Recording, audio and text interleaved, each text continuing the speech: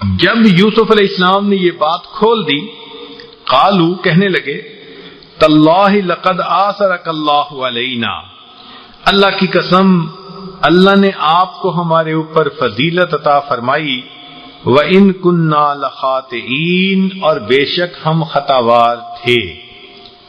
فوراً یوسف علیہ السلام نے کہا، قال لا تثریب علیکم اليوم، کہ میں آج تم پر کوئی الزام نہیں۔ دیکھو یہ رأفت اور رحمت یہ مومن کی شان ہوتی ہے۔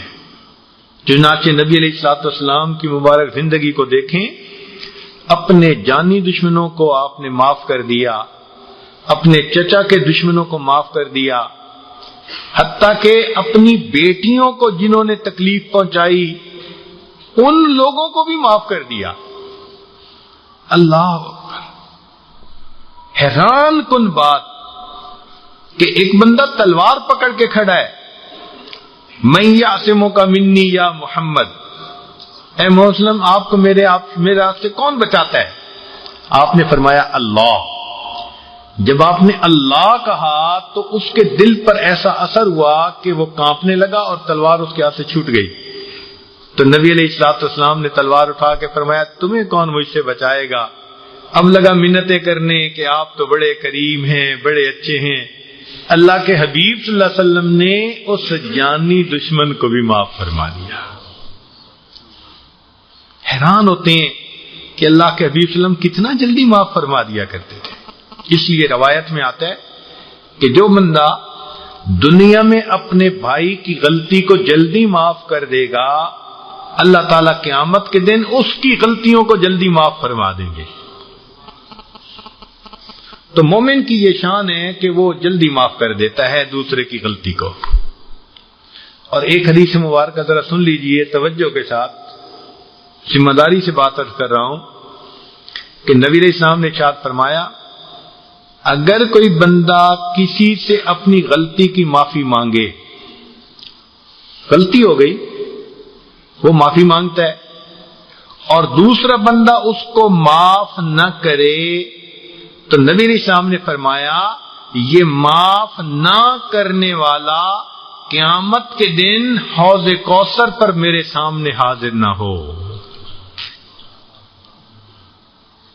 جس سے کوئی مسلمان بھائی معافی مانگے اور وہ آگے سے کہے میں معاف نہیں کرتا، تو نبی علیہ السلام نے فرمایا کہ یہ معاف نہ کرنے والا پھر قیامت کے دن حوض کوثر پہ میرے سامنے پیش نہ ہو جائے۔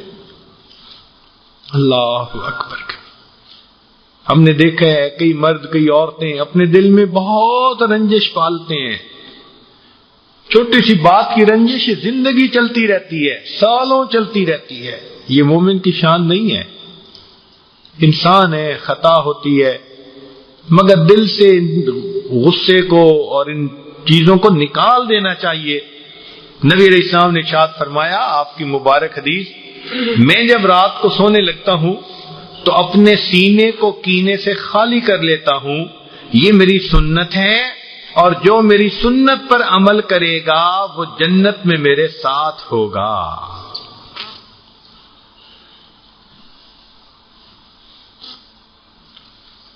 تو دیکھیے سیدنا یوسف علیہ السلام نے فوراً معاف کر دیا،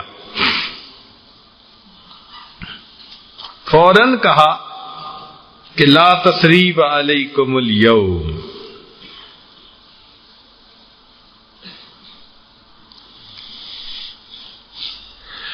فتح مکہ کے دن بھی یہی ہوا تھا کہ جب نبی علیہ الصلوۃ والسلام حجر اسود کے سامنے تشریف فرما ہوئے مطاف کے اندر، تو اس وقت کفار مکہ آئے اور انہوں نے آ کر معافی مانگی، تو نبی علیہ السلام نے یہی فرمایا کہ میں وہی کہوں گا جو میرے بھائی یوسف نے کہا تھا، لا تثریب علیکم اليوم۔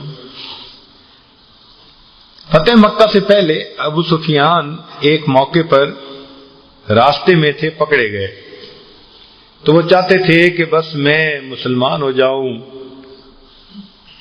تو وہ نبی علیہ السلام کے پاس آنے سے ڈرتے بھی تھے کہ میں ہی وجہ بنا کئی جنگوں کی،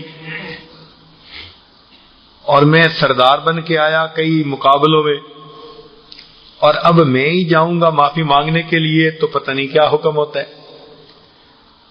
تو رشتہ داری تو تھی، وہ حضرت علی اللہ عنہ سے ملے کہ جی آپ مجھے بتائیں میں کیا کروں۔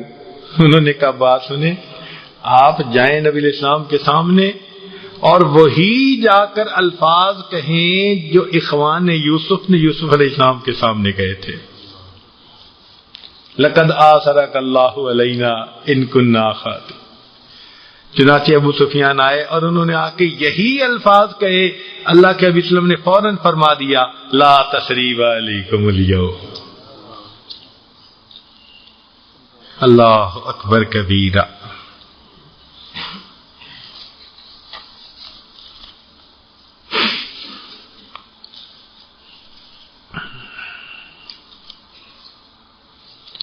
چنانچہ